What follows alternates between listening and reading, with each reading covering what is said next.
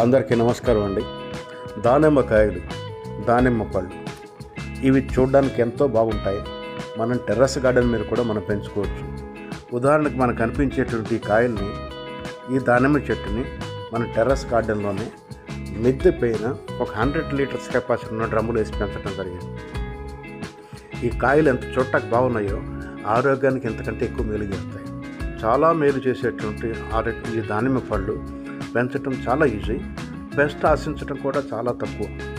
దానిమ్మ పండు పైభాగము కొంచెం వగరుగా ఉన్నప్పటికీ లోపల గింజల మీద ఉన్నటువంటి ఫ్లప్ చాలా తీపిగాను చాలా టేస్టీగాను ఉంటుంది. ఈ దానిమ్మకాయలో vitamin C, antioxidants, fibre మరియు పొటాషియం లాంటి పోషకాలు సమృద్ధిగా ఉన్నాయి.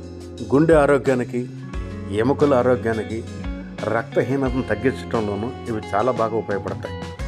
జీర్ణ వ్యవస్థను మెరుగు చేస్తుంది, రోగ నిరోధక శక్తిని కూడా పెంచుతుంది. దీన్ని పండుగను తినచ్చు, సలాదులు కూడా తింటే చాలా బాగుంటుంది. తేమ తక్కువ, పొడి వాతావరణంలో ఇది బాగా పెరుగుతుంది. పెంచటం చాలా సులభం, ఎందుకంటే పెస్ట్ అనేది ఆశించడమే చాలా తక్కువ.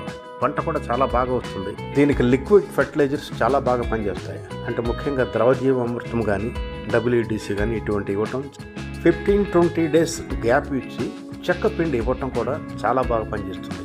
కాయలు ఎంత బాగా కాసాయో మీరే ఒకసారి చూడండి. అయితే దీనికి కంటైనర్ పెద్దది ఉండటం అవసరం. ఇంకా పెస్ట్ విషయాలు అయితే కంట్రోల్ చేయొచ్చు, కానీ ఉడతలు, తొండలు ఉంటే మాత్రం కొంచెం కష్టమే. అటువంటిప్పుడు ఇటువంటి సంచులు లాంటివి తొడిగితే కొంతవరకు మనం కంట్రోల్ చేయొచ్చు. ఇంకా ఎప్పుడైతే మనం హార్వెస్ట్ చేయడం కంప్లీట్ అయిపోతుందో, చెట్టు మీద ఉన్న కాయలన్నీ కోసేసిన తర్వాత ప్రూనింగ్ చేయడం అనేది చాలా అవసరం. ఇలా చేయటం వల్ల కొత్త కొమ్మలు వచ్చి కాయలు బాగా కాస్తాయి. ఈ చెట్టున్న కాయలు ఒకసారి చూడండి. గత 4-5 సంవత్సరాలుగా నేను చేసే పద్ధతి ఇదే. ఈ రకంగా సంచుల్లో తొడగటం వల్ల కాయల్ని పక్షులు కానీ, ఉడతలు కానీ డ్యామేజ్ చేయకుండా ఉంటాయి. ఇలా దానిమ్మను సులభంగా పెంచండి, ఆరోగ్యమైన పళ్ళు తింటూ ఉండండి. వీడియో నచ్చితే లైక్ చేయండి. మరొక వీడియోతో మీ ముందుకు వస్తాను. అప్పటి వరకు జై హింద్.